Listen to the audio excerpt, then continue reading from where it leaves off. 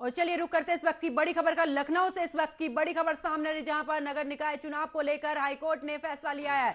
बड़ी खबर आपको बता रहे हैं, नगर निकाय चुनाव पर हाईकोर्ट ने फैसला सुनाया है। यूपी सरकार को हाईकोर्ट की लखनऊ बेंच से झटका लगा है। बड़ी खबर आपको बता रहे हैं, जहां पर नगर विभाग विकास का नोटिफिकेशन रद्द कर दिया गया है। 7 दिसंबर का शासन का नोटिफिकेशन रद्द किया गया है। चुनाव कब होगा इसका फैसला सरकार आयोग करे, कोर्ट की तरफ से यह भी कहा गया है। जब नई आरक्षण व्यवस्था बनेगी तब चुनाव होगा, यह भी कोर्ट की तरफ से फैसले में कहा गया है। Justice D K. Upadhyay, justice Lavania का फैसला है। इलाहाबाद हाईकोर्ट की लखनऊ बेंच ने यह फैसला सुनाया है। तो बड़ी खबर लखनऊ से हम आपको बता रहे हैं, जहां पर निकाय चुनाव पर हाईकोर्ट ने फैसला सुनाया है। इलाहाबाद हाईकोर्ट की लखनऊ बेंच ने यह बड़ा फैसला सुनाया है। बड़ी खबर हम आपको बता रहे हैं निकाय चुनाव से जुड़ी, जहां पर निकाय चुनाव पर हाईकोर्ट ने फैसला सुनाया है। आपको बता दें कि यूपी सरकार को हाईकोर्ट की लखनऊ बेंच से बड़ा झटका लगा है। और इसी के तहत आपको यह भी बता दें कि नगर विभाग विकास का नोटिफिकेशन रद्द कर दिया गया है।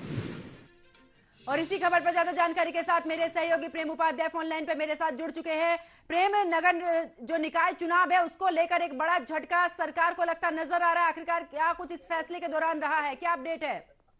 देखिए, सबसे अहम बात यह है कि जो 7 जनवरी है, 7 जनवरी से 30 जनवरी के बीच जो तमाम उत्तर प्रदेश के निकाय हैं उनका कार्यकाल खत्म हो जाना है। इस दौरान ही सरकार चाहती थी कि चुनाव करा जाए, लेकिन जो पिछली सरकार थी समाजवादी पार्टी की सरकार, उसने ओबीसी आरक्षण को निकाय चुनाव में लागू करने का एक अध्यादेश जारी किया था।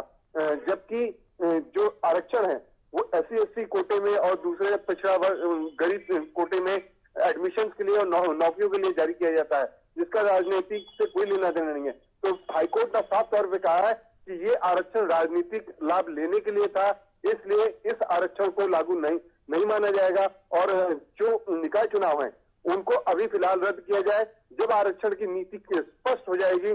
क्योंकि ये ओबीसी आरक्षण सिर्फ उत्तर प्रदेश में लागू था, जिसके तहत ये चुनाव भी होने थे। तो साफ तौर पे कहा है कि जब तक आरक्षण की नीति लागू नहीं हो जाती, उसको बना नहीं लिया जाता, तब तक आप निकाय चुनाव टाल के रखिए। तो ऐसे में सरकार के लिए सबसे बड़ी दिक्कत यह है कि 7 से 30 तारीख तक, 30 जनवरी तक जो निकाय चुनाव के नोटिफिकेशन जारी करना था वो अब स्वतः रद्द हो गया है हाईकोर्ट के आदेश के बाद। अब सरकार को नया आयोग में जाकर के ये बताना होगा कि चुनाव कैसे होंगे, और अगर उसमें आरक्षण की प्रक्रिया लागू की जाती है तो कैसे होगी।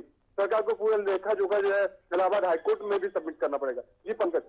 बिल्कुल, लेकिन जिस तरीके से नई आरक्षण व्यवस्था बनाने की भी बात कोर्ट की तरफ से कही गई है, तो कितना नियमों का अगर हम बात करें, कितने नई इस दौरान जो नोटिफिकेशन होगा, कितनी बातें इसमें रह सकती हैं, कौन कौन सी अहम बातें हो सकती हैं?